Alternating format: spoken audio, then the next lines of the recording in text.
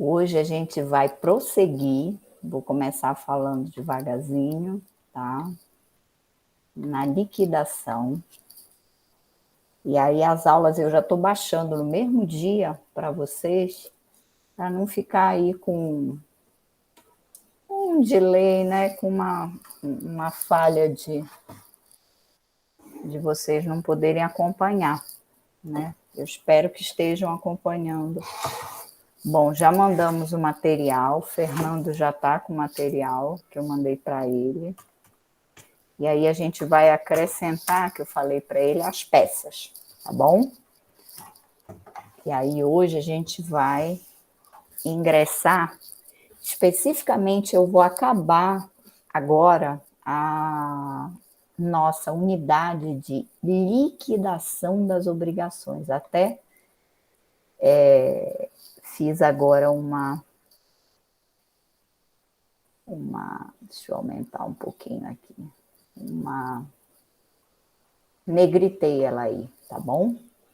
Bom, lembrando, quais são os requisitos do título executivo? Vou fazendo assim, que eu acho que aí vocês vão acompanhando legal. Quais são os requisitos do título executivo? Ele tem que ser líquido, certo e exigível. O que é que nós vamos estudar hoje? Uma das pontas desses requisitos. Olhem lá, vamos printar aqui, vamos negritar aqui o líquido. Vejam, certeza a gente já falou, eu tenho que ter um título certo, a gente vai ver quando? Quando a gente estudar hoje os que são os títulos executivos, judiciais e extrajudiciais, e a liquidez nós vamos estudar agora.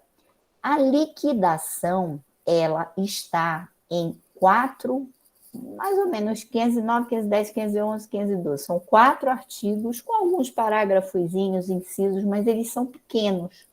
Por quê? Porque a ideia do código qual era? Não é que haja liquidação, é que o título já saia líquido. Só que tem situações que a gente não consegue a liquidez, que eu comecei semana passada com vocês. Então, quando eu não consigo a liquidez do título, eu tenho que instalar. Nós vamos começar isso agora. Qual é a natureza jurídica do procedimento de liquidação? É uma fase, tá? É uma fase de extensão do conhecimento. Então, veja só, eu ingressei hoje com uma ação que discute tudo que tem dentro de uma fazenda, tá? O fazendeiro está cheio de dívidas, cheio de problemas, e essas dívidas têm que ser pagas com tudo que está dentro da fazenda. Vamos lá. Cabeça de boi, safra, tá? Situações agrícolas, né? Estou falando lá de grãos, de trigo, de soja. Imaginem assim, situação complexa. Então, sobre uma fazenda. Se o gado morrer, se acontecer algum problema com esse gado. Então, vejam, são situações incertas, né? Que eu vou adquirir a certeza com a decisão, o juiz vai dizer assim, ele tem que pagar, tudo que está lá dentro tem que transferir para o credor, que era o autor, aí vai resolver o problema. Só que eu tenho que apurar esses haveres. Olha a palavra que eu estou usando. Eu tenho que apurar. Eu vou ter que verificar. Eu vou ter que instalar, após a sentença, a chamada liquidação. A liquidação, ela não é autônoma. Ela não tem o condão de criar nada. O princípio que vigora na liquidação, eu vou colocar aqui, princípio que vigora é o princípio da fidelidade. Fidelidade aqui, ao que está no título executivo. Então, não cria nada. Apenas vai fazer o quê? Desdobrar, prolongar um pouquinho mais aquele conhecer para poder fazer o quê? Aí a gente vai com essa fidelidade. O título diz, está condenado? Está condenado. Mas condenado a quê? Aí eu vou ter que liquidar, vou ter que saber o quantum, quanto deve, o quantum debeatur e o andebeatur, né? sobre o que deve. Aí eu vou ver quantas cabeças de gado, se o gado está sadio, se o gado que tipo de gado é. Claro, o que é desejável? O desejável é que todas essas situações tenham sido discutidas, abordadas, resolvidas ao longo do processo de conhecimento. Só que o processo de conhecimento, às vezes, ele é tão tortuoso, ele é tão difícil, ele é tão quebrado, ele é tão fragmentado, ele tem tantos obstáculos que eu não consigo. Então, após a sentença, após o título executivo da condenação, aí eu vou partir para liquidar essa obrigação que está contida na sentença. Por que princípio da fidelidade? Porque eu não posso criar nada além do que está naquela decisão.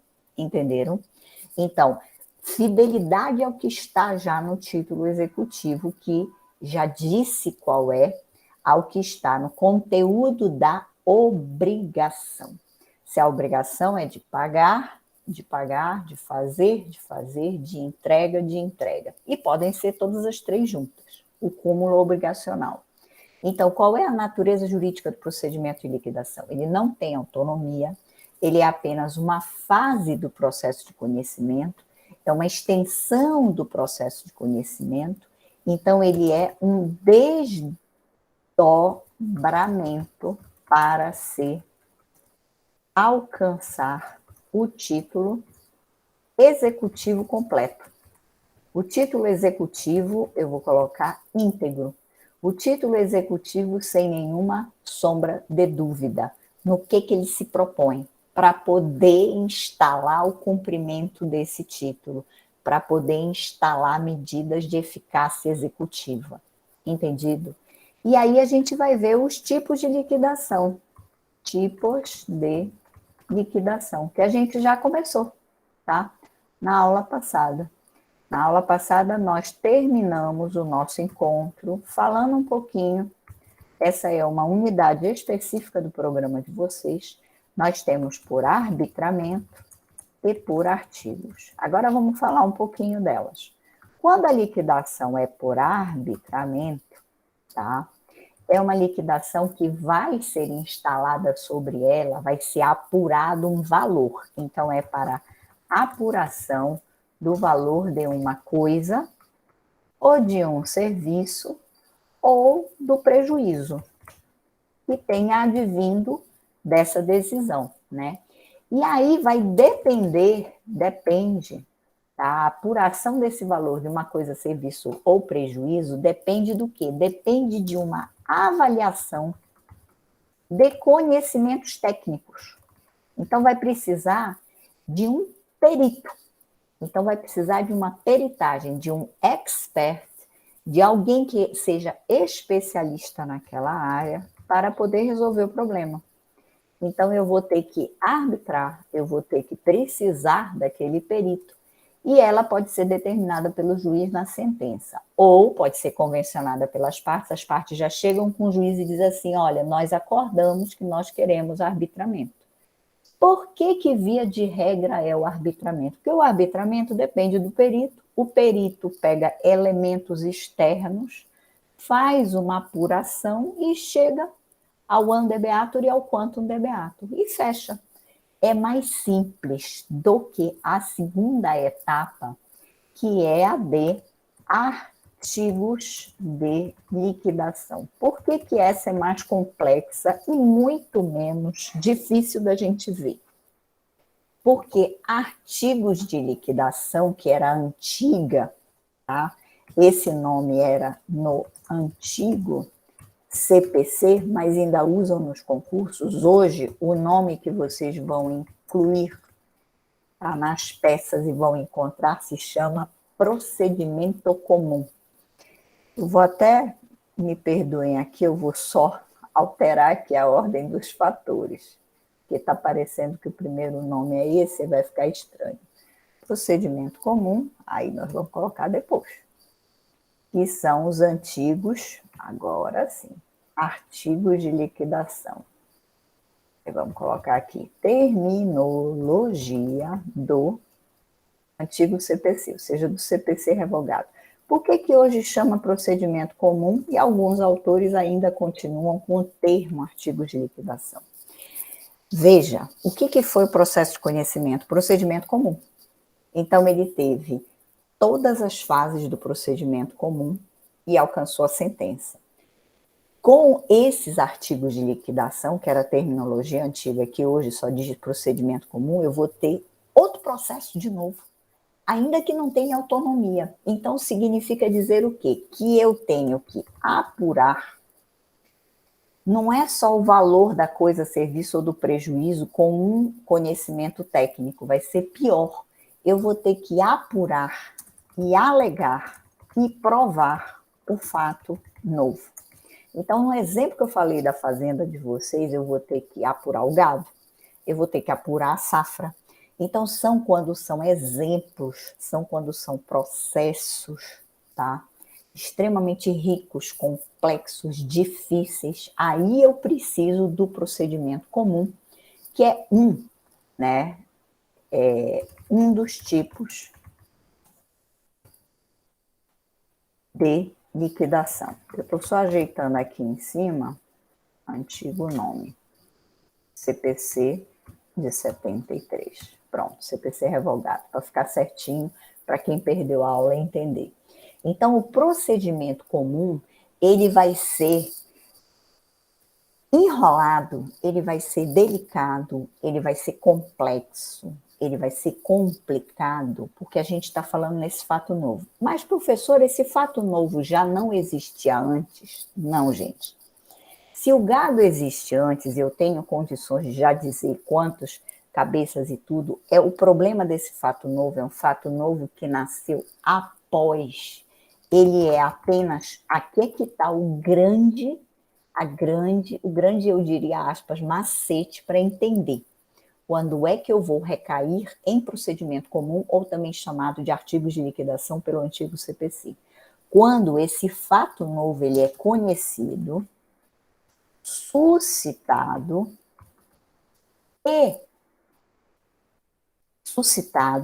após a prolação da sentença. Aqui que está a grande sacada, diria assim. Ou seja, eu não estou rediscutindo a lide, eu não estou criando fato novo, mas se as cabeças de gado morrem, isso aconteceu após a sentença, procedimento comum. Se são cabeças de gado que mudou o valor no mercado imobiliário, eu posso até tentar um arbitramento. Porque se são 50 cabeças, continuam 50 cabeças, eu consigo arbitrar o valor de mercado. Agora, o procedimento comum é quando o fato ele é apenas conhecido e suscitado após a prolação da sentença. Então, existe aí um fator de surpresa. Você é surpreendido dentro do processo com algo que ainda não tinha vindo à tona, não estava nos autos. Se não está nos autos, aí eu vou ter que discutir, provar e alegar. Vejam, então é muito mais complexo do que o arbitramento. O arbitramento chega, o perito vai ao fato, apura e diz, é isso. Procedimento comum, eu suscito situações que não eram conhecidas, que aconteceram após, para não mostrar má fé, tá? Como a morte, como o problema da safra, são os problemas que eu estou dizendo para vocês, aí eu recaio em procedimento comum ou artigos de liquidação. Bom, como é que se dá? Se eu disse que não instala processo novo, se eu não tenho nada de novo nesse processo, se ele é apenas um desdobramento após a decisão, após a sentença, seja arbitramento, seja procedimento comum, eu não tenho citação. Então, como é o procedimento da liquidação? Então, procedimento. Não existe citação. Existe intimação.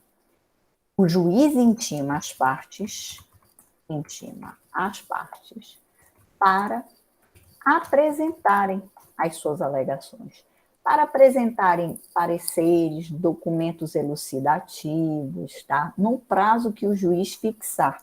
Então, ganha o contorno o procedimento do arbitramento como uma prova pericial. Então, procedimento do arbitramento fica como uma prova pericial. Então, o que as partes apresentarem? Apresentarem pareceres, laudos, assistentes técnicos. Eu posso ter um assistente técnico me ajudando, eu como parte. Agora, quem paga o meu assistente técnico sou eu. Vamos relembrar a prova pericial? O perito não. O perito é auxiliar do juízo. Quem vai pagar é quem perde na perícia, tá? No caso, é o devedor, porque aí eu já tenho um título condenando ele, tá? Então, o juiz intima as partes para apresentarem laudos, documentos elucidativos, e aí se instala, tá? Via de regra, o procedimento se equipara o procedimento da prova pericial. Que artigo é esse do Código? 510. Tá? Obviamente, cumulado com os artigos 464 e A 480 do CPC da prova pericial. Fechou. Procedimento por arbitramento. Bom, já na liquidação, então vamos. Procedimento da liquidação, já vou às perguntas. Procedimento da liquidação comum, para a gente fechar essa página. Como é o procedimento da liquidação comum? O juiz intima o requerido, se a intimação é na pessoa dele próprio do advogado, na pessoa do advogado, até porque é um processo que já tem advogado, ou sociedade de advogados, óbvio, geralmente não é um advogado, monoliticamente falando, né? E aí ele tem um prazo de 15 dias dessa intimação para oferecer contestação. Olhem só a diferença dos procedimentos. Olhem só a diferença. Então, ele cria um caos. Eu já tive contestação no processo de conhecimento, eu vou ter outra contestação. Por quê? Porque o credor está dizendo que tem fatos novos. Aí, o devedor vai poder contestar. E ele vai oferecer contestação com um rito. Com o rito do procedimento comum. Então, é como se fosse um processo dentro de outro processo. Olhem o caos. Então, imaginem, se um processo de conhecimento demorou lá 10 anos, a possibilidade desse procedimento comum, os antigos artigos de liquidação, vários autores continuam denominando, eu posso ter mais 10 anos sobre, eu posso ter mais 5 anos sobre, eu posso ter mais 7 anos sobre. Então, é um caos. Porque aí eu vou ter que lembrar que tem um outro processo sobre ele. Isso é um caos. Um caos, um caos, um caos. Tá? São os chamados artigos de liquidação. O princípio da fidelidade, eu não coloquei aqui, é o artigo 509, parágrafo 4º do CPC. Só para depois vocês acompanharem em casa, eu estou com a lei aqui aberta, e aí eu vou colocando direitinho, né, os artigos. Então, vamos às perguntas agora. Acho que o Matheus fez uma perguntinha. Deixa eu achar aqui. Perdoem que às vezes a gente cata um milho aqui para eu abrir o chat. O arbitramento pode ser feito pela assistência técnica da defesa? Olha só, o arbitramento, Matheus, ele é determinado pelo juiz. E quem pode postular e pedir pode ser a parte, né, pedindo o arbitramento, dizendo que não é uma causa complexa, dizendo que é uma causa tranquila, já pode vir até na sentença, isso, e você já ter pedido até no próprio processo de conhecimento, ou não, quando ninguém pede nada, todo mundo deixou para depois, o credor pode peticionar ao juiz, provocando ele para que instale o arbitramento, e o devedor também pode pedir. Veja que é muito mais barato, né, se eu precisar de liquidação, arbitramento, porque o procedimento comum ele vai delongar mais, então as custas, né, o custo do processo vai ser mais alto. Mas o devedor também pode pedir, ele pode demonstrar boa-fé e pedir. Como que o devedor pede? Obviamente pelos seus advogados, ou advogado, quando é só um. Então, isso pode vir do credor, pode vir do devedor, pode ser determinado, imposto logo pelo juiz, tá?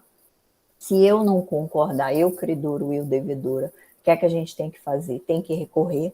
Se ele determinou isso na sentença, qual é o recurso cabível, que a gente já estudou o recurso da sentença? Aí eu vou para apelação, tá? Aí eu vou para apelação.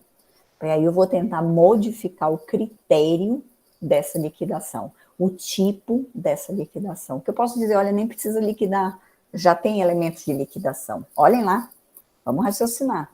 Existe um artigo no CPC muito interessante, mas muito, muito, muito interessante.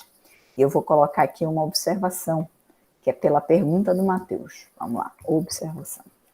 Vocês vejam, quando eu não tenho elementos ainda, eu vou precisar desses elementos. Então, eu vou partir para a liquidação após a sentença. Ou vai ser por arbitramento, uma prova pericial, nomeia perito, perito decide. Ou eu vou partir para procedimento comum. Qual é o procedimento? O juiz vai intimar o requerido, que aí, aspas, é o devedor, na pessoa do advogado. Por que a palavra ficou requerido? Vocês têm que tudo se questionar. Por que eu não coloquei aí já devedor executado? Porque eu ainda estou desdobrando o processo de conhecimento para ter um título constituído com todos os seus requisitos de admissibilidade. Ainda falta liquidez, tá? Ainda falta uma ponta desse título. Então, eu já tenho a sentença, eu tenho a certeza, tá? Eu vou poder exigir, mas eu ainda não tenho a liquidez, então eu ainda não posso executar. Entenderam? Então eu tenho que passar por essa fase intermediária. Se eu fizesse, lembra que eu adorava lá no quadro, lá na Federal, a gente fazia aquela linha, eu ia fazer sentença, aí eu ia colocar liquidação e depois que eu ia colocar o quê? Fase de cumprimento, ou seja, medidas executivas. Então, eu só posso instalar as medidas executivas se eu já tenho liquidez, ante beato quanto de beato. Tudo bem? Bom, voltando.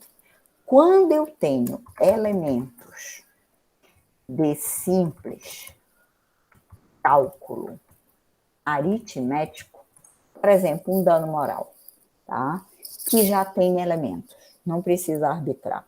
Que o juiz já disse lá que o valor é 30 mil reais, 40 mil reais, 50 mil reais no processo de conhecimento, ou seja, já está líquido. Ou depende de uma atualizaçãozinha ou mais alguma coisa do cálculo. O que é que diz o artigo, especificamente 786, parágrafo, para vocês acompanharem depois. Parágrafo único. Óbvio, tudo aqui que eu estou falando é do CPC. Quando não for, eu coloco o outro código. Esse artigo 786, parágrafo único, ele diz com todas as letras, quando a apuração do valor depender apenas de cálculo aritmético, a gente já reputa a sentença líquida. Eu preciso de liquidação? Não. Então, a sentença já é líquida. Então, vamos supor que o juiz erre e o juiz instale fase de liquidação. Eu tenho que recorrer. Entenderam? Tá? Se ele determina na sentença, aí eu vou ter que recorrer. Então, veja, eu só tenho liquidação quando eu não tenho elementos. Sejam muitos elementos, para liquidação por procedimento comum, os antigos artigos de liquidação, seja uma liquidação mais simples, como uma prova pericial, que eu vou nomear, pedir para o juiz, obviamente, né? Ou o juiz determina logo. Nomear um expert, um perito, para que ele determine qual é o arbitramento. Entendido? Tá? Então, essa é a nossa liquidação. Eu só vou um minuto aqui no código procurar só mais um artigo para vocês, que eu estou com o código aberto aqui, um minutinho, que é a respeito de um fenômenozinho da liquidação. Um minutinho aqui, meus caros. Que aí eu estou aproveitando que, como nós estamos em home office, eu aproveito as telas. É o nosso papel, né? Vamos lá.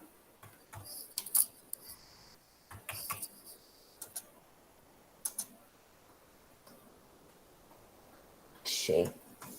Pronto. Para confirmar esse cálculo aritmético, o outro artigo que diz a mesma situação é o 524,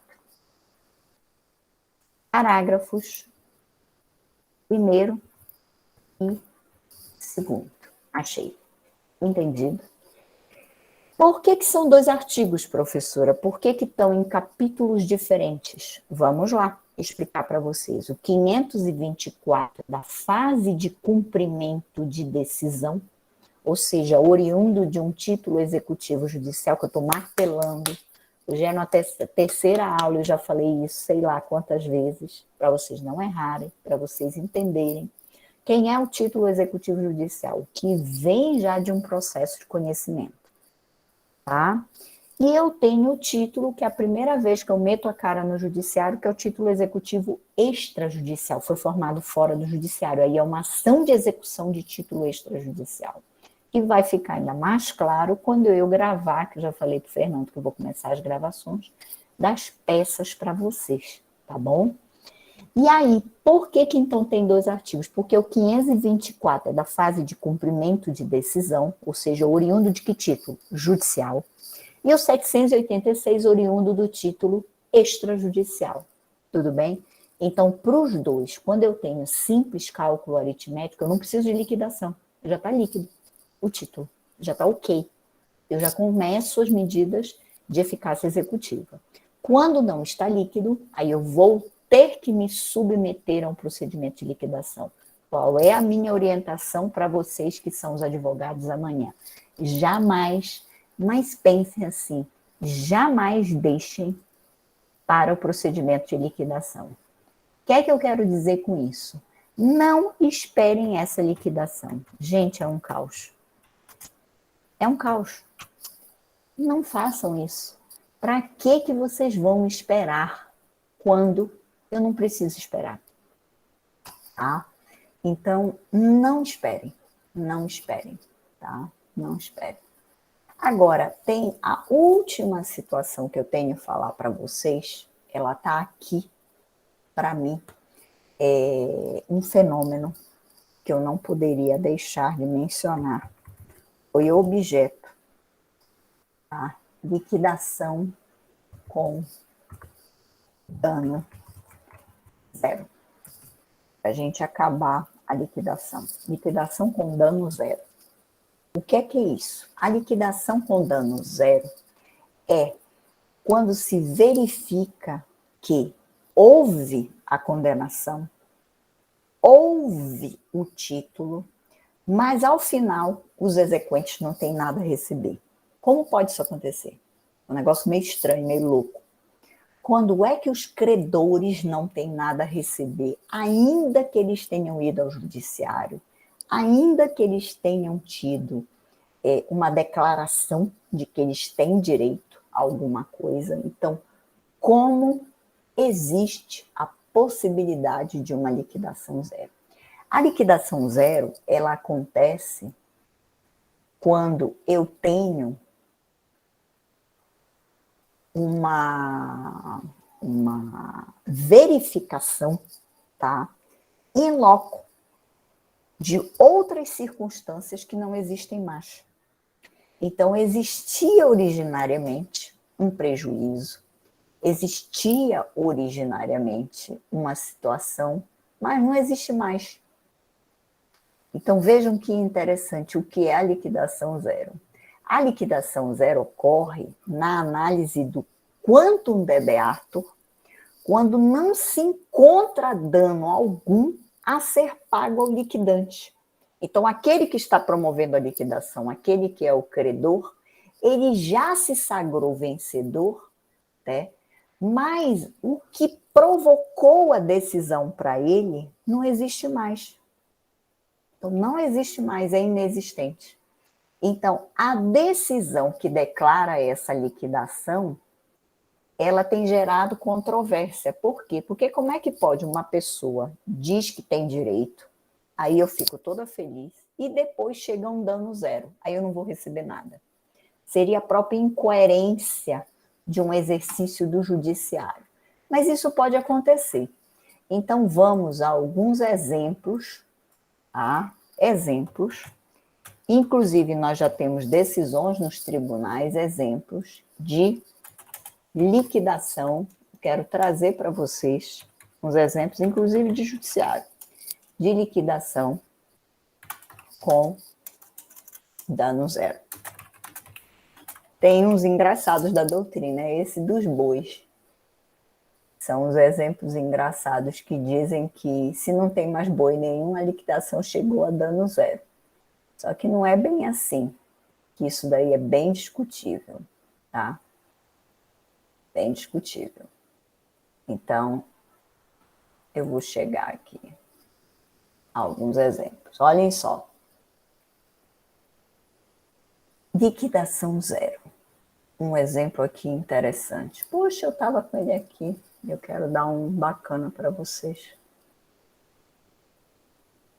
Um exemplo bem bacana. Esse dos bois é inclusive da doutrina tradicional que eu estou falando. O boi todo morreu, não tem mais gado nenhum, então chegou a liquidação com dano zero. O que se discute é, a parte não vai ter direito a indenização alguma? Vai ficar por isso? Por que eu estou demorando um pouquinho mais nisso? Porque vocês precisam aprofundar um pouquinho mais isso, porque foi objeto do concurso da Procuradoria-Geral do Estado do Pará, há um tempo atrás. Liquidação zero. Como foi agora há pouco tempo prova estatística, de uma prova de juiz federal, de juiz estadual, perdão, não aqui do Pará, mas de fora. A prova estatística que a gente mencionou. Exemplos de liquidação com dano zero. Dá um bacana para vocês. Eu estava com ele aqui, sumiu.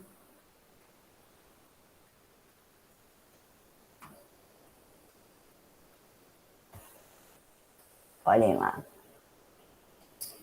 Existia uma regra no Código de 39, ou seja, antes do de 73 revogado, obviamente, que dizia assim: se as provas não oferecerem elementos suficientes para que o juiz determine o valor da condenação, o liquidante será condenado nas custas, procedendo-se a nova liquidação. Então, olhem só, quando eu tenho decisões genéricas, eu corro risco. É por isso que eu disse para vocês qual é a minha sugestão sempre para vocês como advogados e advogadas. Não deixem para liquidação, que eu posso ter o dano zero.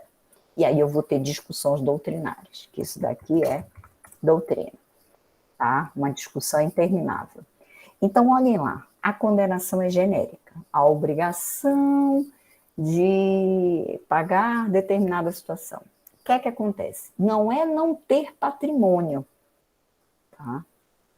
É chegar a uma situação, a liquidação de dano zero, onde eu não consiga mais razão de ser para aquela sentença. Então, ele tinha que entregar o boi. Houve um fenômeno da natureza, uma tempestade, ou, enfim, uma enxurrada, e sumiu com tudo. Vamos pensar outro exemplo, desastre ambiental.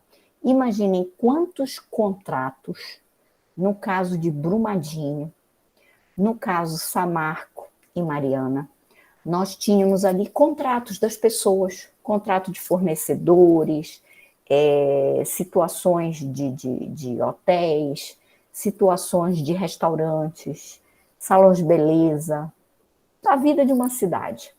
Quando veio o desastre ambiental, como é que ficaram aqueles contratos?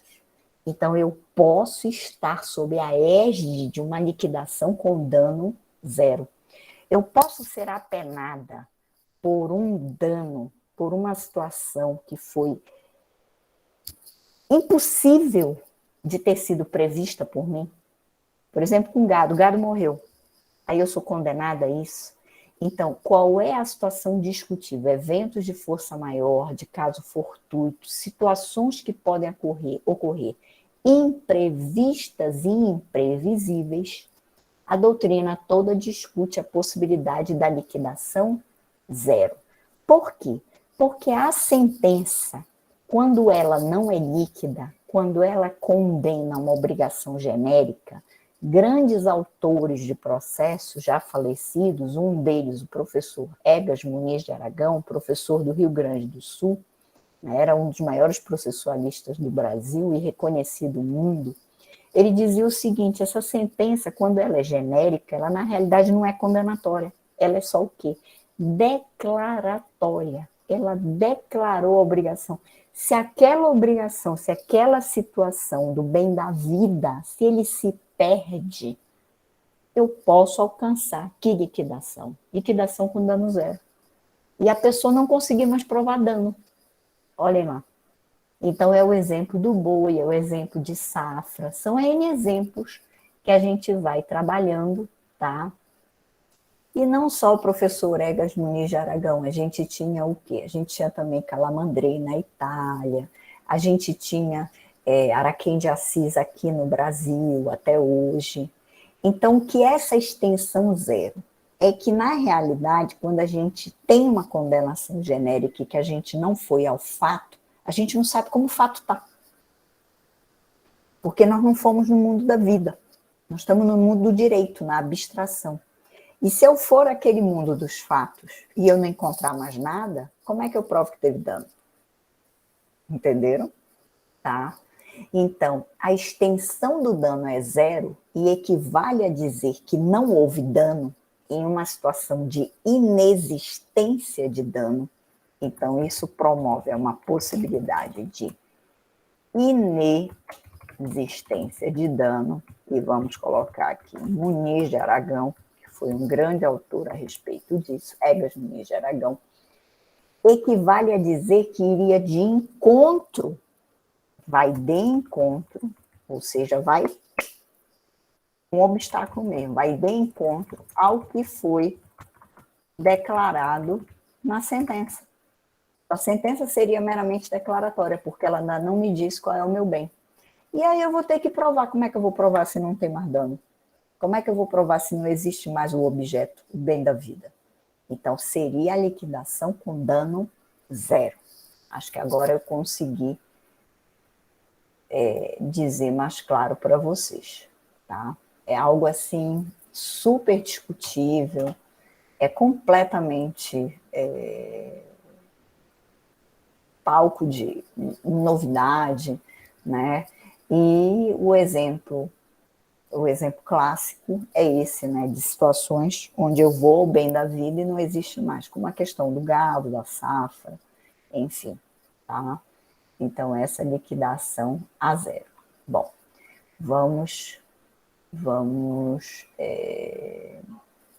eu estou vendo aqui, por isso que eu estou indo com calma, tem uma decisão interessante do STJ. Eu vou colocar aqui para depois vocês verificarem. O RESP, tá? 137, não, perdão, 134, 7136, que é oriundo do tema repetitivo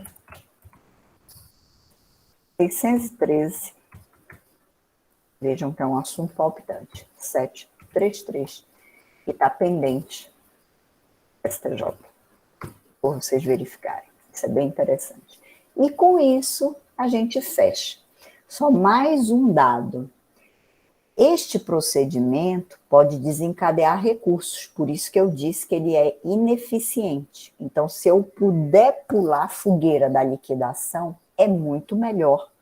Já partir para quê? Para o título executivo, que é o nosso próximo assunto agora. E que título executivo eu quero partir? Eu quero já estudar com vocês os títulos executivos judiciais. Artigo 515, oriundo do cumprimento de sentença, e os títulos extrajudiciais oriundos da ação de execução. Cumprimento de sentença, lembrando, não tem autonomia, processo sincrético, vocês não vão mais aguentar eu repetindo isso, porque vocês não podem errar. E aí a gente vai estudar um a um. Vamos estudar primeiro os judiciais e depois os extrajudiciais. Extrajudiciais vão estar no capítulo da execução propriamente dita, da ação de execução. Por isso que eu estou escrevendo aqui. Então, tem autonomia, completamente diferente. Tudo bem? Deixa eu ver aqui que o Matheus, eu acho que fez uma pergunta da liquidação. Vamos lá. Professor, ainda tenho dúvida. Como fica a obrigação com dano zero? Ela deve ser substituída pelo equivalente pecuniário, caso seja um bem da vida infungível? Matheus, é discussão no processo. É por isso que está afetado o tema ao Superior Tribunal de Justiça. Por isso que é um tema repetitivo. Porque ele nasceu de estudos doutrinários. Porque, olha só, qual é a ideia de um processo judicial? Eu provar que eu tenho dano ou ameaça de dano. Ou a tutela é preventiva, ameaça, ou ela é repressiva, já tenho um dano. Aí eu consegui, provei para o juiz, pronto, dano genérico. Aí quando vai liquidar, diz assim, cadê o teu dano? Por exemplo, eu digo assim, eu tenho direito a uma terra. Aí eu vou, eu mostro o documento, eu digo que está no meu nome, que eu tenho escritura, olha lá, lembrei de outro exemplo bacana. Que eu tenho escritura, que está no meu nome, tal. Aí chega lá, não existe mais a terra. Eu pergunto para vocês, o que fazer? Liquidação com dano zero. A sentença foi levada a crer a uma realidade existente, mas quando foi liquidar, se viu que a realidade é o quê? Inexistente.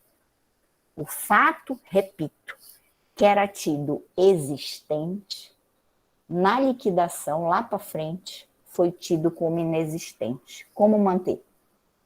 Então, a ideia do devedor é dizer o quê? Se não tem dano, eu não tenho o que pagar. Aí a discussão é processo. Se em algum momento dessa passagem eu conseguir provar que houve o dano, aí é a tua pergunta, Matheus, remanesce indenização. Se eu não conseguir provar, o dano zero é tido como inexistente, aquele processo é arquivado. Respondido? Então, veja lá, eu digo que eu tenho a terra. Aí chega na liquidação, vamos lá, vamos apurar, vamos arbitrar. Qual é a terra?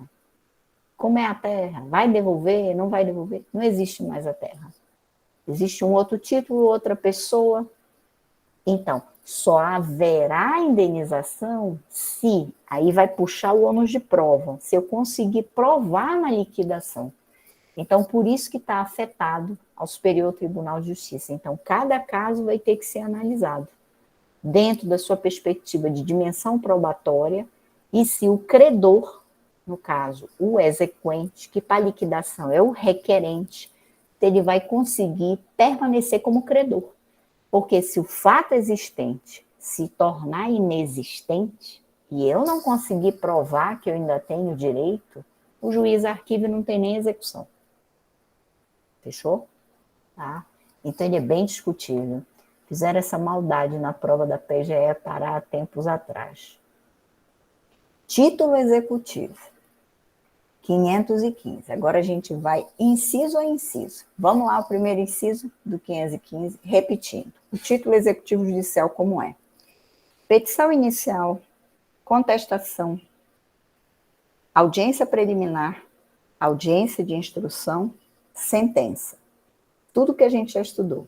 Sentença, recursos, transitou em julgado. Transitou em julgado. O título é líquido, certo e exigível. Não precisei de liquidação, ou precisei, já liquidei. Olhem lá, são as duas hipóteses. Ou tive liquidação, ou não tive liquidação, porque o título já é líquido. Passo a que fase desse título executivo judicial? Cumprimento de sentença. Cumprir o que está nesse título judicial transitado em julgado.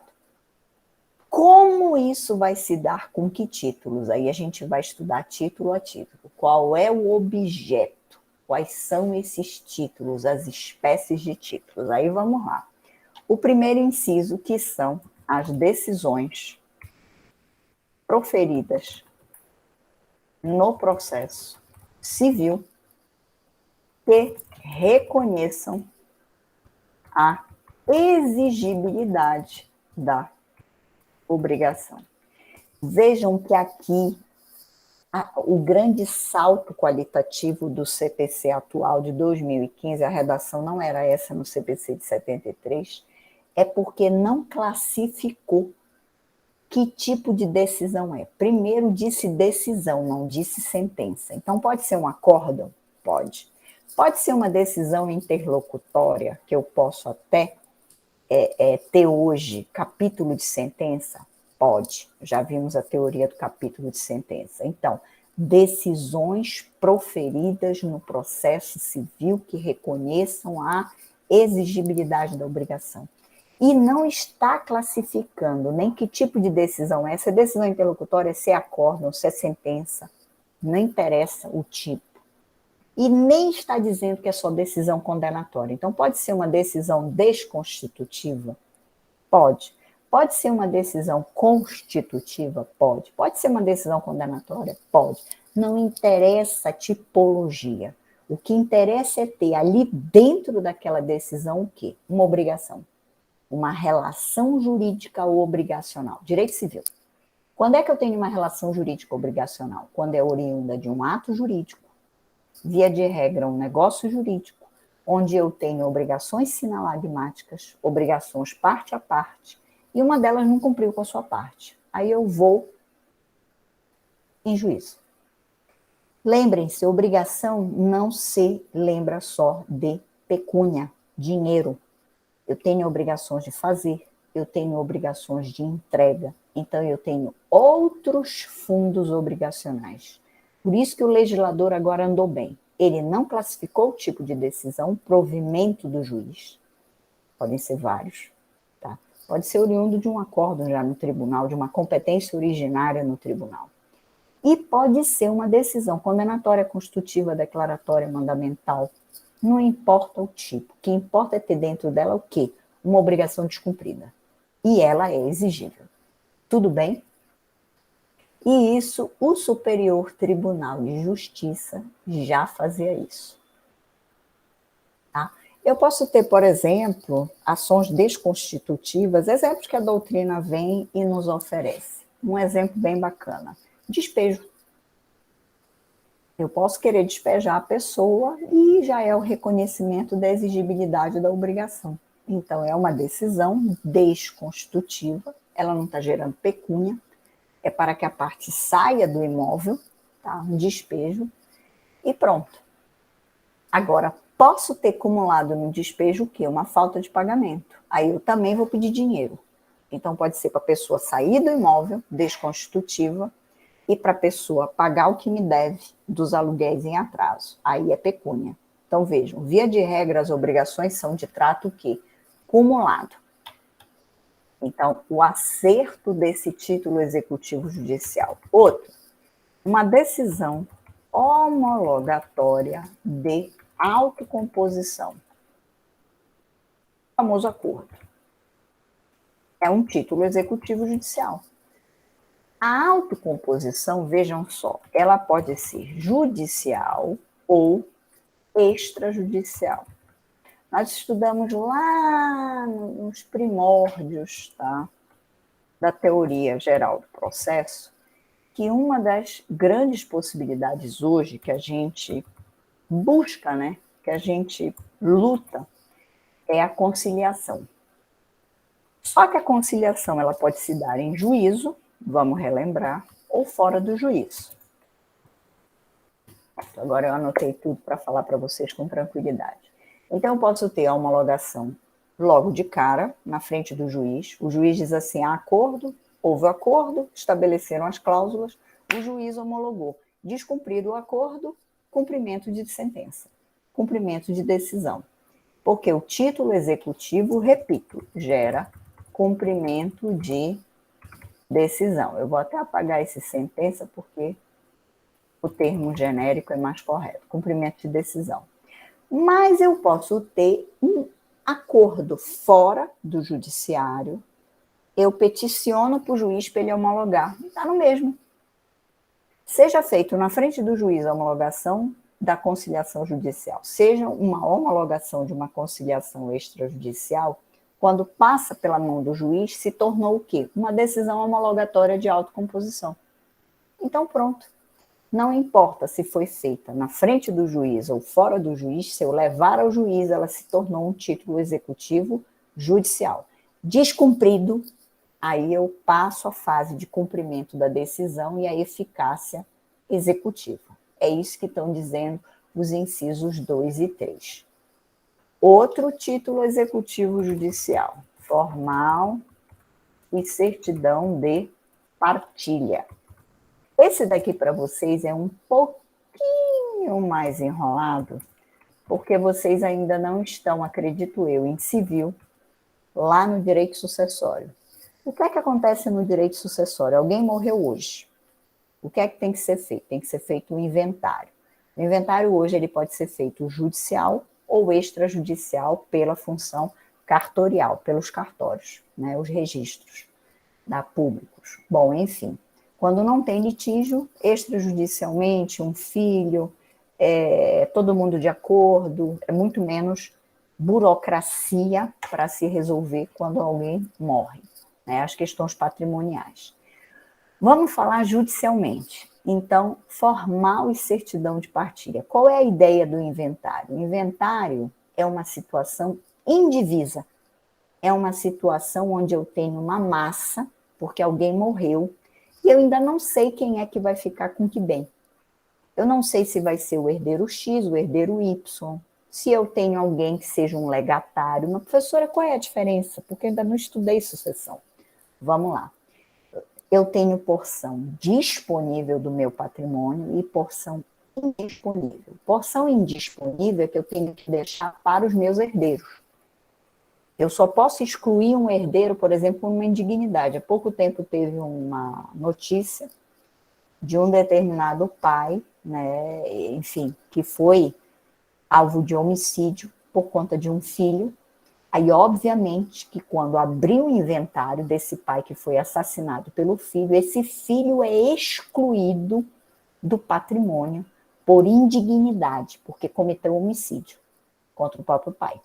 Então, ele já é excluído naturalmente pela lei, porque ele atentou perante a vida do pai.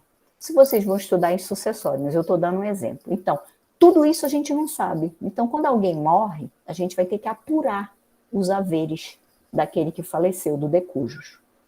E aí nós vamos ter a situação, né, da discussão, quem vai ser o herdeiro, a quem cabe o quê. E eu tenho uma porção disponível, posso deixar para quem eu quiser, que é um legado, que é um bem específico, que é dinheiro, enfim. A minha porção disponível, que mais ou menos, em um percentual aí, é de 25%. Bom, essa minha porção disponível vai virar um legado, que é a título específico, por isso legatário. E herdeiro, herança. Então, eu posso ter as duas situações. Como eu posso não ter feito nenhuma disposição e vão tudo para os herdeiros. Aí vamos ver quem tem direito e em que faixa. Bom, ou se tem indigno, ou se foi deserdado, enfim. Depois de tudo isso, como é que termina o inventário? Com a partilha. Cada qual já com seu bem registrado e com seu patrimônio.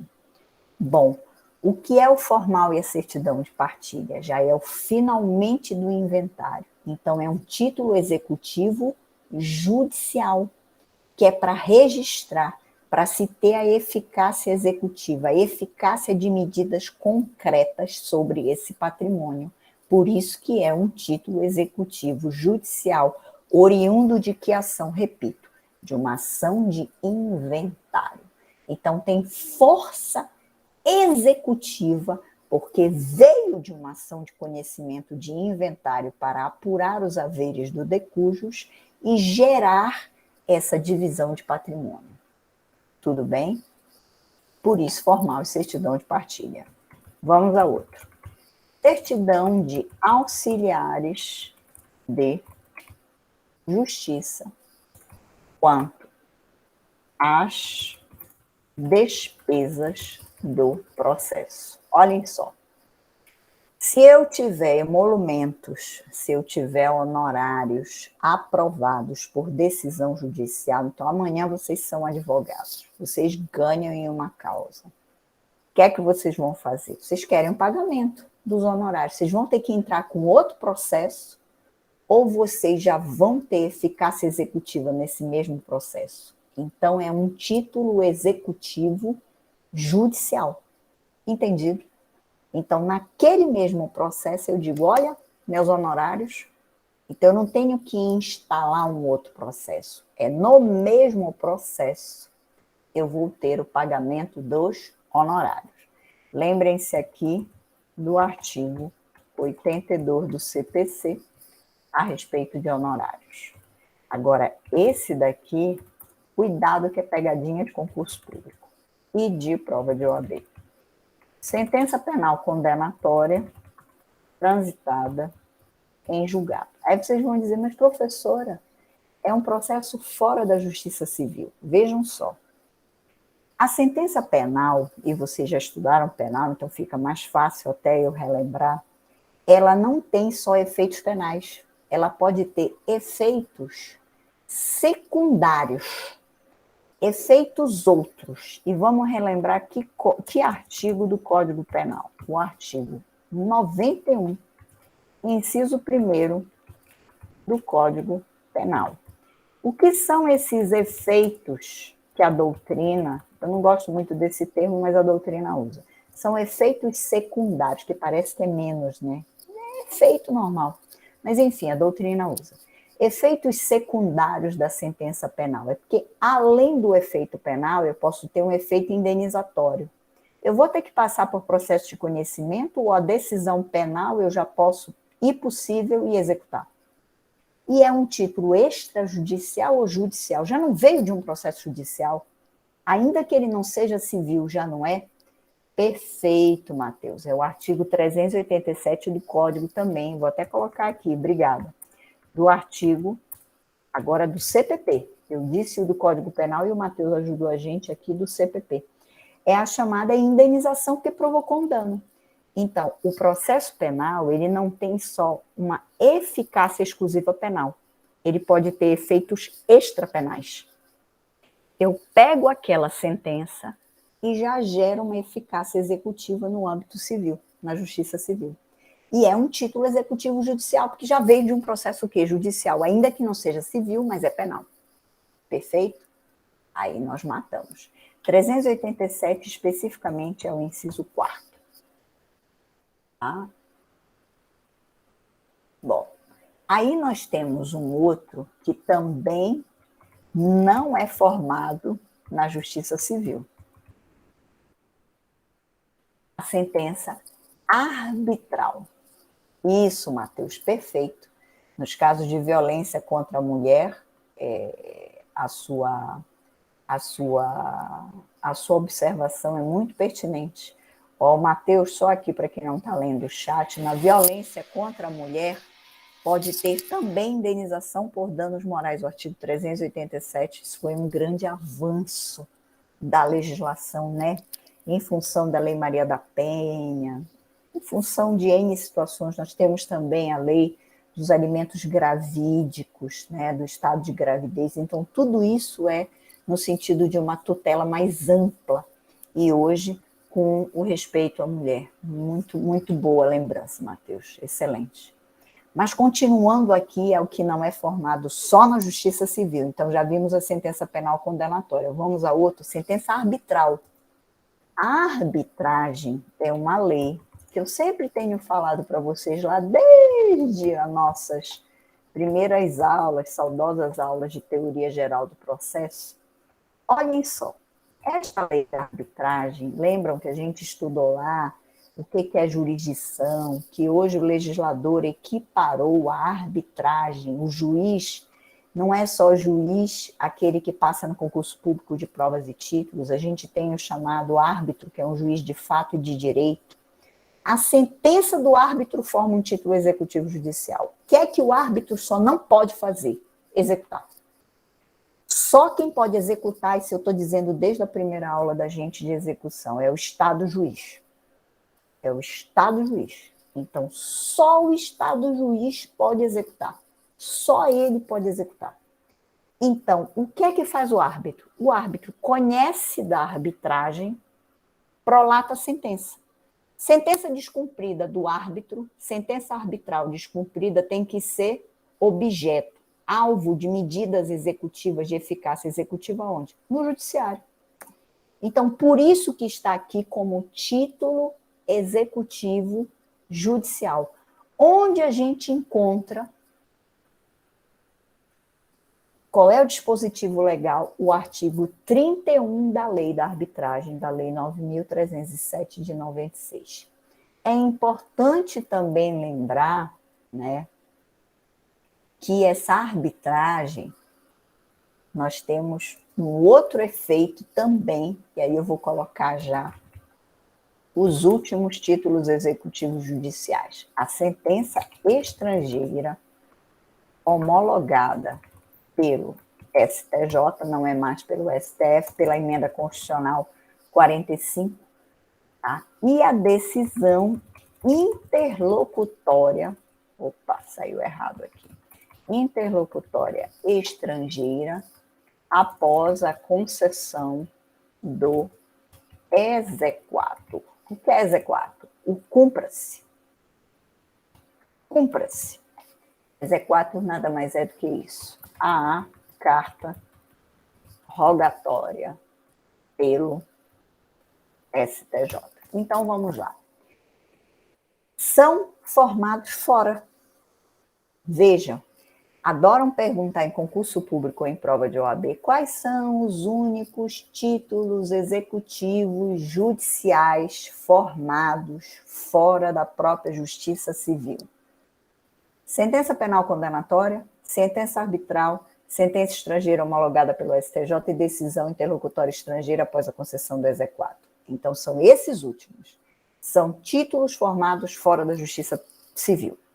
Mas que são títulos executivos o quê? Judiciais, por isso todo mundo erra.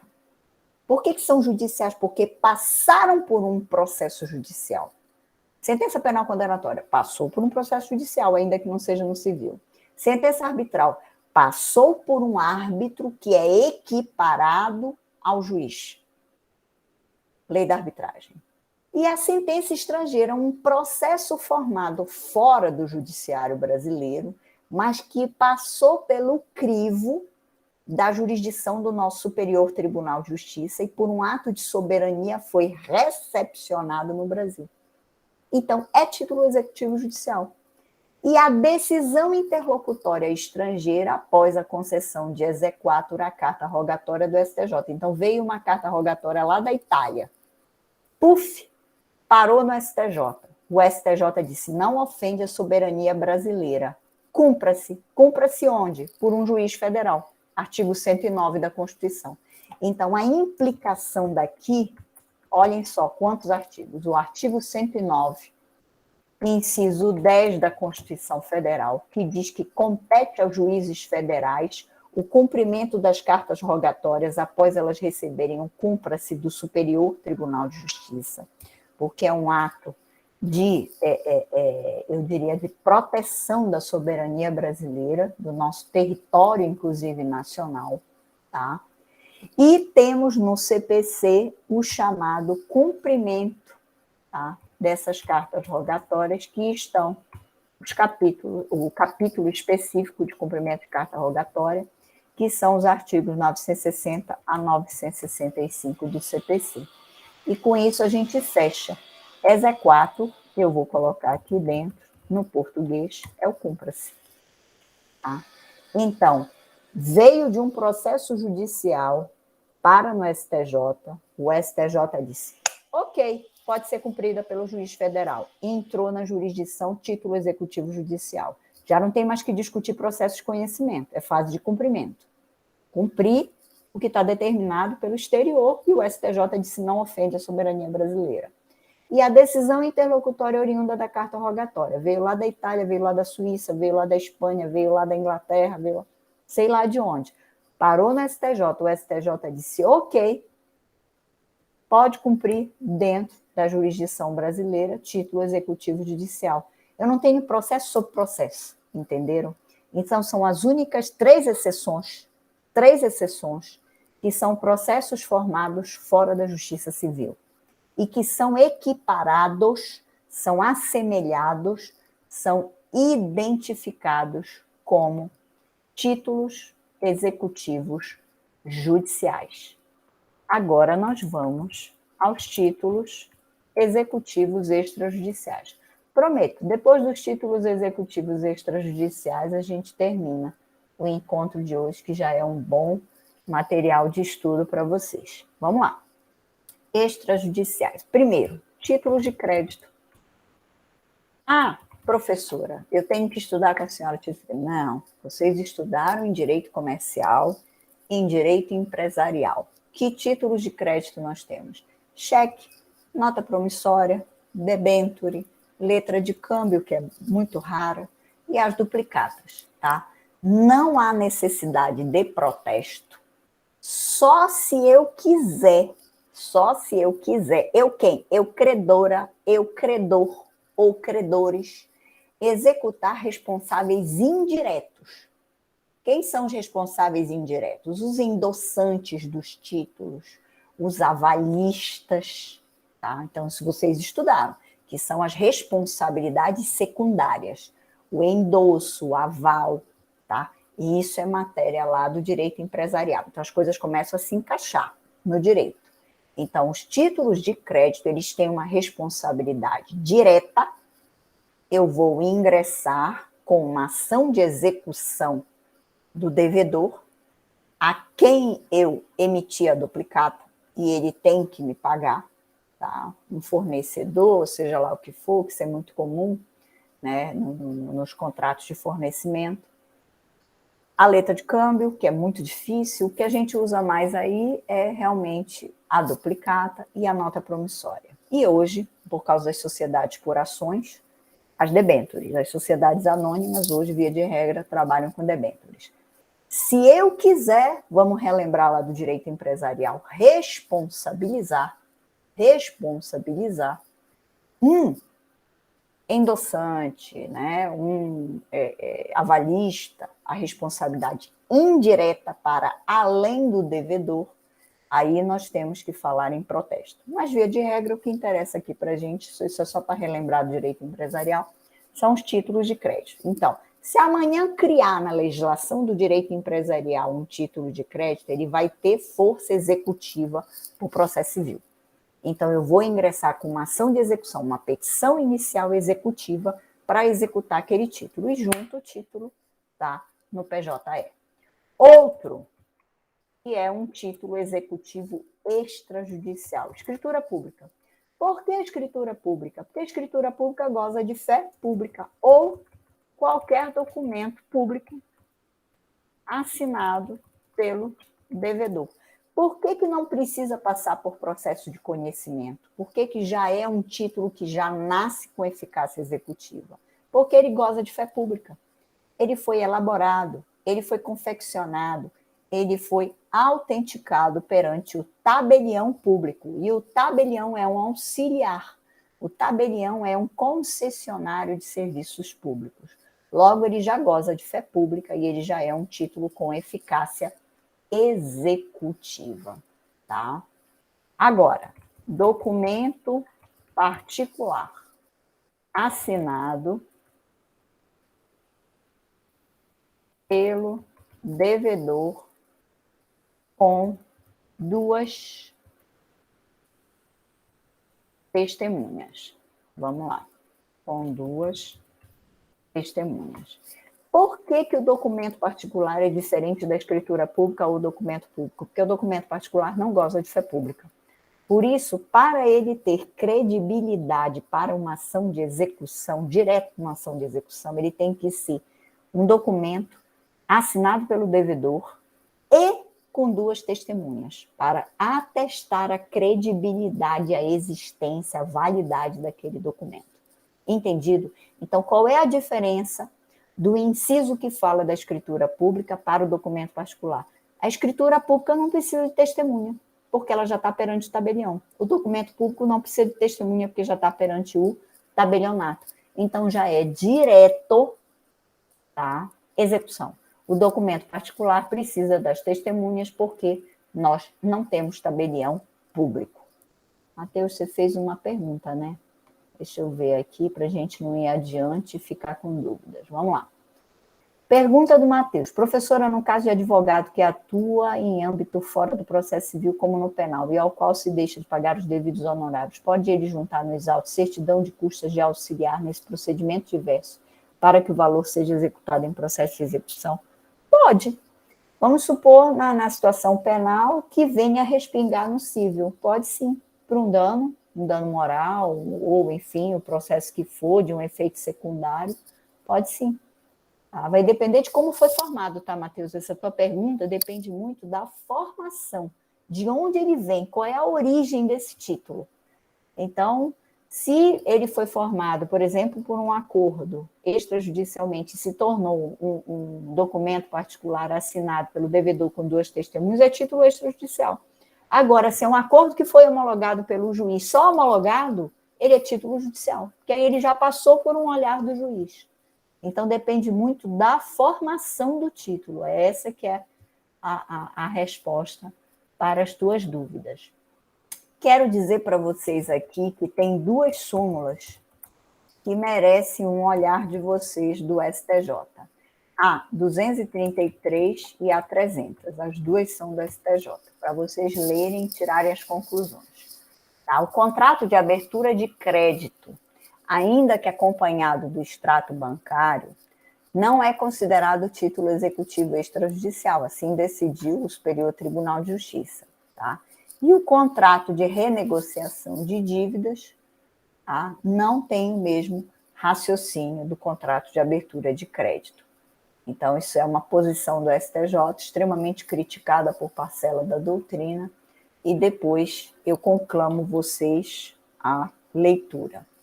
Bom, instrumento de transação, esse daqui é importantíssimo. Referendado pelo MP, Defensoria Pública. Alguns de vocês estão nos estágios e estão se deparando com essa realidade. A Advocacia Pública, ou seja, Procuradoria do Estado, Procuradoria do Município, advogados dos transatores, olhem o tamanho desse título executivo extrajudicial. Ele é excelente e pouco utilizado, lamentavelmente. Mediador credenciado, isso aqui é novíssimo, pelo tribunal. Vamos lá. Que situação a gente tem aí? A transação, tá, é um acordo. E um acordo ele pode ser referendado por instituições públicas. Então, esqueçam que a gente falou lá da conciliação acima do título judicial. Por que acima é título judicial? Porque já passou pelo juiz. Aqui não está passando pelo juiz para ser título extrajudicial. Mas vai passar por instituições que têm fé pública. Ministério Público, o TAC, o Matheus até colocou aí no chat o termo de ajustamento de conduta, então eu sou procuradora. Hoje chegam duas partes, eu vou mediar um conflito e elas fazem um acordo. Já é título executivo extrajudicial. Por quê? Porque eu passei por um concurso público de provas e títulos, credibilidade, fé pública, e aquele instrumento na frente da autoridade pública, ele já goza de presunção de legitimidade. Ele já tem em si a imparcialidade. Ele já tem em si a imperatividade. Olhem só, do ato administrativo. E aí é só executar. Então, na frente do MP, na frente da Defensoria Pública, na frente da Advocacia Pública, porque são autoridades públicas. Pensem, o juiz também não fez concurso público de provas e títulos? Para cá, mesma situação, MP, Defensoria Pública, Advocacia Pública. Agora, depois, já não é autoridade pública, e eu já tenho os advogados dos transatores. O que é que fez o legislador? O legislador disse, como é que eu não vou confiar nos próprios advogados? Que estão sob a égide de um estatuto da OAB, que prestaram compromisso de bem servir fielmente à profissão. Então, se é feito um acordo nos escritórios dos advogados, ou por um conciliador, ou por um mediador credenciado pelo tribunal, porque hoje temos a lei da mediação, então todos também se equiparam a um título executivo extrajudicial e, caso seja descumprido, é só executar. Então, hoje é muito melhor ou não fazer esse instrumento. Muito mais rápido para o cliente de vocês. O grande problema no Brasil, vejam que a letra da lei é maravilhosa. Qual é o grande problema no Brasil? É a cultura do processo. É a litigância pela litigância judicial, porque a letra da lei é excelente. A gente podia fazer muita coisa extrajudicialmente, mas a gente prefere, ao invés de ligar para o outro colega advogado, para outra parte dizer assim, não, eles vão se matar dentro do escritório, não vou conseguir o acordo, então a gente logo recua e entra com a ação. Esse é o grande problema no judiciário. Esse é um dos incisos mais, eu diria, de maior grandiosidade, que seria para tirar a sobrecarga do judiciário, mas lamentavelmente não está na nossa cultura. Outro inciso, contratos garantidos por hipoteca. Em que civil vocês estão? Vocês já estão nos direitos reais? Penhor,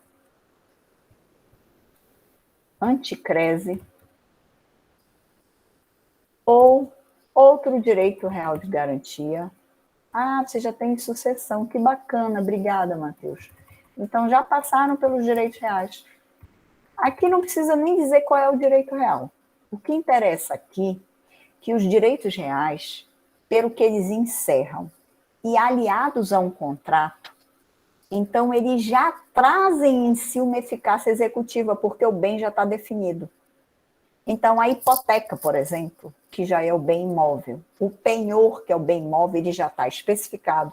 A cláusula já está dizendo qual é a metragem do bem, onde está lavrado, em que cartório de registro de imóveis, qual é a folha, qual é a matrícula, onde é que ele está situado, quem são os confinantes, eu estou dando exemplo. Então, como já está tudo amarrado e está vinculado a um contrato, inclusive registrado em cartório, olhem lá, o que eu vou discutir sobre isso? Nada. Então, a gente vai partir daí para quê? Para executar. Então, descumprido um contrato garantido por hipoteca, penhor e anticrese, o que é que eu quero com essa ação de execução? E sobre a garantia, sobre a hipoteca, sobre o penhor, sobre o outro direito real de garantia. Então, eu fiz um contrato de empréstimo com o Banco do Brasil e ele pede uma garantia. A garantia está lá dentro do contrato. Eu descumpri a cláusula do contrato, o que é que o banco vai em cima? Da garantia. Então, a garantia já está toda especificada, o que é que eu vou discutir? E mais, o palco do contrato foi descumprido, a relação jurídica obrigacional. Então, eu abrevio, eu não preciso provar que o contrato existe, que foi descumprido, ele já foi descumprido, eu ingresso com a ação de execução. Por quê? Porque eu tenho uma garantia com base em direito real. Pode ser uma caução, tá? Ou caução. Eu não coloquei a caução. A caução pode ser real sobre o bem ou uma fiança fidejussória. Bom, e os últimos contratos de seguro de vida em caso de morte. Isso daqui houve uma alteração do Código de Processo Civil. A gente já imaginava como título executivo extrajudicial no Código de 73 o contrato seguro de vida, só que se incluiu o em caso de morte. Isso foram várias demandas no judiciário, é uma alteração legislativa que nasceu por força da jurisprudência. A jurisprudência influenciou o texto legal. E por quê? Porque nós tivemos muitos problemas de seguro de vida em caso de morte, e a jurisprudência já era assim, pacífica, desde 2014, 2015, 2016, né? Quanto ao cabimento, né, da execução direta. Porque imaginem a pessoa ter um contrato de seguro de vida e, em caso de morte, os seus herdeiros ainda terem que discutir que o contrato existe, que o contrato é válido, ou seja, vejam o desgaste, né, o absurdo. Então, como é que isso não é logo executado? A seguradora tem que bancar o risco da atividade empresarial dela. Então, já é para executar e dizer, paga o que é devido aos herdeiros, a quem está como beneficiário desse prêmio, né, desse contrato de seguro de vida, em caso de morte. Porque se discutia no Brasil, né, que ainda tinha que entrar com ação de conhecimento. Então, veja, a pessoa ia discutir ainda 10 anos, né, o contrato, os bancos, as seguradoras, né, grandes seguradoras no Brasil, né, Porto Seguros, Allianz, Sul América, ainda discutindo para ganhar tempo sobre o contrato, que o contrato era inválido, que tinha problema de vícios, de não sei mais o que, lembre-se dos vícios dos atos jurídicos, que eu não estou aqui nominando, mas são os vícios dos atos jurídicos, para tentar derrubar e não pagar nada. Então, a pessoa em vida pagou para deixar o seu beneficiário seguro, né, com uma projeção de renda em caso de morte, e a pessoa não tinha logo esse prêmio, né, após a morte da pessoa. Então, o legislador veio em boa hora, né, por causa dessas discussões judiciais extraordinariamente absurdas, tá? E disse assim, não, tem que ser muito mais rápido o acesso à justiça, o judiciário tem que dar uma resposta muito mais eficiente, muito mais sensível, né, a essa situação, e as seguradoras que paguem imediatamente, se não quiserem pagar extrajudicialmente. Então, essa é a ideia. E nós temos 4 últimos, aliás, 4 não, são vários ainda. Esse daqui, que eu vou falar para vocês agora, é engraçado, porque ele perdeu um pouco a razão de ser no Brasil. Mas por que se manteve então, professora? Porque ainda existem situações decorrentes. Isso daqui é em razão do Instituto da Enfiteuse. Veja, é um instituto ultrapassado, não é objeto de preocupação do direito civil e as enfiteuses que existiam são mínimas no Brasil. O que é a enfiteuse? Na enfiteuse eu tenho um proprietário ou senhorio que transfere o bem para o enfiteuta ou foreiro, que passa a ter poderes inerentes de domínio, mas não é proprietário da terra. E por isso que o nome de enfiteuse é aforamento. Eu fico pagando um foro anual, mas eu não sou proprietária da terra. Tá? É aspas parecido assim como se fosse um arrendamento, tá? Mas não é arrendamento. A enfiteuse é um instituto antigo, que foram feitas cessões de terra lá na história do Brasil, com as sesmarias, com as capitanias hereditárias. Então vinha o governo real, fornecia aqueles quinhões de terra a quem ia cuidar daquela terra e tirar o seu proveito, como se fosse o quê? Um foreiro, que pagava o seu foro anual. Então, a enfiteuse é oriunda de uma história do Brasil, de sesmarias, de capitanias hereditárias, de governos gerais. E é um instituto antiquíssimo, da década lá do Código Civil de 16 e antes das ordenações, tá? Ordenações manuelinas, filipinas, enfim. E aí se manteve, por quê? Porque ainda tem redutos de enfiteuse. Eu vou dar um exemplo para vocês, situações inclusive da família real. Nós temos isso na cidade de Petrópolis, no Rio de Janeiro. Nós temos algumas remanescentes aqui que estão registradas no ITERPA, no Instituto de Terras do Pará, mas são mínimas no Brasil, está tendente à extinção. Por que continua aqui com uma ação de execução extrajudicial? Porque onde não há pagamento, já é para executar. E são mínimas. E continuam esses foreiros pagando esses foros? Sim, continuam. Onde tem que pagar. E outro, crédito, tá? Ou não saiu o acento. Crédito, documentalmente, isso daqui é uma realidade do Brasil, documentalmente comprovado, decorrente de aluguel de imóvel. Bom, no Brasil é comum, tá, alugar imóveis. E o índice de inadimplências, de descumprimentos, é altíssimo, tá? Então, e além do aluguel, vamos lá, o não pagamento de taxas condominiais. Então, o que é que se observava no Código de 1973, tá? O Código Antigo Revogado? Que eu alugava um apartamento, eu deixava de pagar e eu ainda ia me beneficiar com um processo de conhecimento demorando 10 anos. Olha o absurdo. Então, imagine você ter 2, 3 apartamentos, viver de renda, a pessoa parava de te pagar e aquilo não era logo cabível à execução. Eu ainda tinha que discutir e declarar que eu tenho direito. E isso, 7 anos, 10 anos, ou seja, um bom advogado, aí procrastinando e protelando. Isso era o Código de 73. O que é que se observou? Que é um absurdo. Eu fiz um contrato, tá? Foi assinado, registrado em ofício de notas, tá? Tem uma taxa condominial. Por que isso não é logo exequível? Por que não é logo objeto de uma ação de execução, com medidas de eficácia para a parte não sumir, para não ficar protelando e procrastinando? Então, olhem só, já é passível de ação de execução. Então, deixem de pagar condomínio, ação de execução. Deixa de pagar o aluguel, ação de execução. Agora, vejam a letra da lei como é sábia. Crédito documentalmente comprovável. Então, dentro das formalidades para se ter o título executivo extrajudicial. Tudo bem?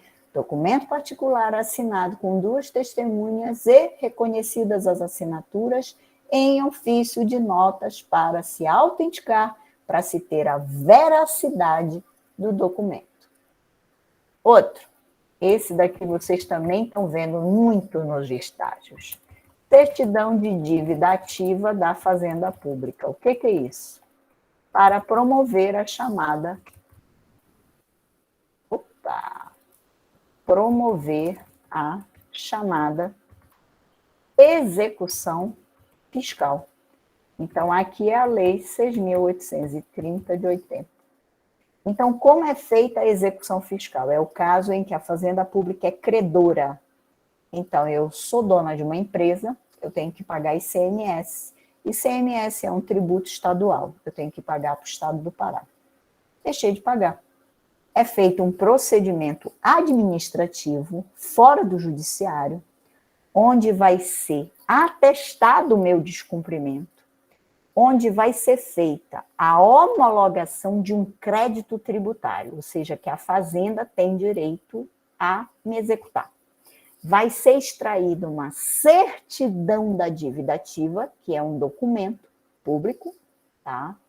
E aí, com essa certidão, entra a Fazenda Pública com uma ação de execução fiscal. Entendido? Então, já ingressa, imagina se a Fazenda Pública tivesse que discutir com todos aqueles que não recolhem os tributos, seja pessoa física, seja pessoa jurídica, e demorando 7, 10 anos, ou seja, a Fazenda ficar com rombo, ela já fica com o rombo, que muitas vezes, quando executa, as empresas não querem pagar e já não tem mais patrimônio algum. Já é um facilitador viver nesse país, né, e dar o jeitinho, né, sempre o jeitinho, mas o processo administrativo ele está regulado extrajudicialmente no artigo 202 do CTN, Código Tributário Nacional, tá? E especificamente o artigo 2º, parágrafo 5º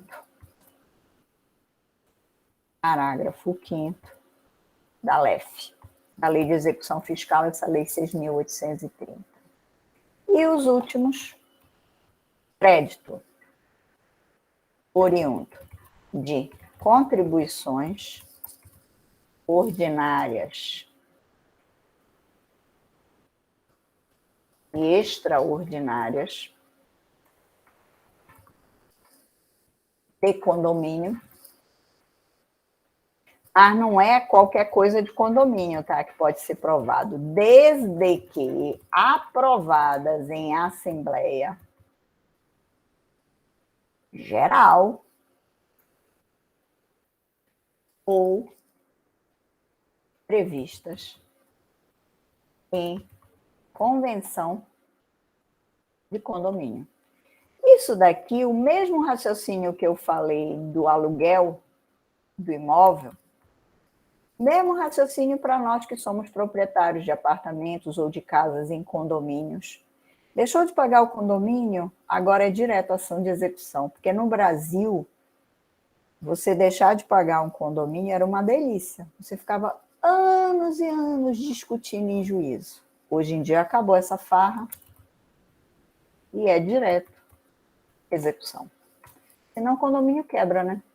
Ou os condôminos que pagam direitinho ficam com a conta cara, o que é errado, né? Totalmente errado. E os dois últimos, agora, certidão expedida por serventia notarial, são os ofícios de notas, tá? Ou de registro de imóveis ou de registros, relativas a emolumentos, que são as taxas que nós temos que pagar. Então, despesas praticadas nos cartórios, nas serventias extrajudiciais, e aí eu vou acrescentar, assim como nas serventias judiciais, os ofícios dentro dos tribunais, eu tenho que pagar as despesas. Se eu deixo de pagar, eu sofro direto uma ação de execução. E o último inciso, todos os demais títulos de por disposição expressa sejam considerados de força executiva. Logo, qual é a grande diferença também entre os títulos judiciais e os títulos extrajudiciais? Os títulos extrajudiciais são de enumeração exemplificativa. Então, o céu é o limite. O que é que eu quero dizer com isso? Amanhã criaram uma lei extravagante que cria um título, título executivo extrajudicial. Então, o CPC não conseguiu todas as hipóteses de título executivo extrajudicial. Vou dar um exemplo para vocês. Cédula de produto rural, ou seja, com trabalho rural. É a Lei 8.929 de 1990. No artigo 211, na cédula de produto rural, é título extrajudicial. Então, entra direto com a ação de execução. CAD, Conselho de Defesa Econômica, tá? Problemas de situação de concorrência. A lei do CAD, modificada inclusive de 94 por 2011, no artigo 93, estabelece que a decisão do pleno do CAD é título executivo extrajudicial. Honorários do árbitro. O árbitro é equiparado a juiz de fato e de direito como um auxiliar. Então, também título executivo extrajudicial. Onde é que está? Está no CPC? Não, está na lei da arbitragem. Professora, como eu vou saber isso? Não tem como. Nós vamos ter que analisar letra da lei, a letra da lei. Então, dependendo da hipótese de vocês, chegar um cliente, está discutindo alguma coisa com o CAD, aí eu já sei que a lei 8884, com as modificações da lei de 2011, aí eu vou ter lá título executivo extrajudicial. Então, vai depender do caso concreto, do tema, tá, discutido. Se for objeto de lei extravagante, tenham esse cuidado para verificar ou não se há a formação de um título executivo já extrajudicial. Claro que é muito melhor, porque aí vocês já não vão ter que discutir isso em processo de conhecimento e vão ingressar direto com um processo de execução. Então, a gente já estudou aí a liquidação, os títulos executivos judiciais e os títulos executivos extrajudiciais.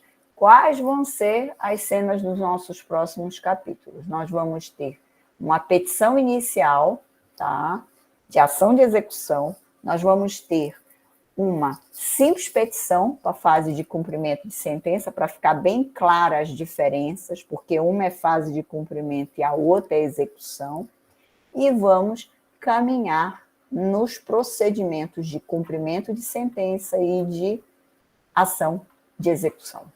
Tudo bem, meus caros? Por hoje, eu acho que a gente caminhou bastante, caminhou bem. e nosso próximo encontro é a próxima segunda. Tudo bem? Tá? Bom dia para vocês, boa semana, tudo de bom, muita coisa alegre e de saúde, tá bom? Um abração para vocês. Bom dia, gente. Bom dia para você. Um abraço. Obrigado, um abraço.